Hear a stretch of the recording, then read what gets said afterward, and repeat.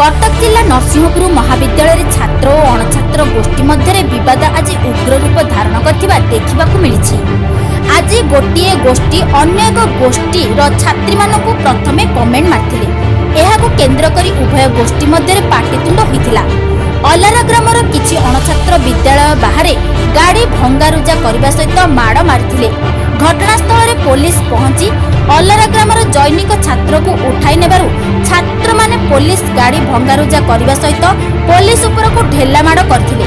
परवर्ती समय छात्र माने नरसिंहपुर पेट्रोल पंप निकट रे 65 नंबर राज्य राजपथ अवरोध करबा फल पुलिस घटनास्थल रे पहुंची छात्र मानकु बुझासुझा करबा समय छात्र माने पुलिस ऊपर को ढेला माड़ करथिले। फल रे पुलिस मध्य लाठी चालना करथिला। तेबे समस्त छात्र छात्री मध्य छत्रभंग देइथिले।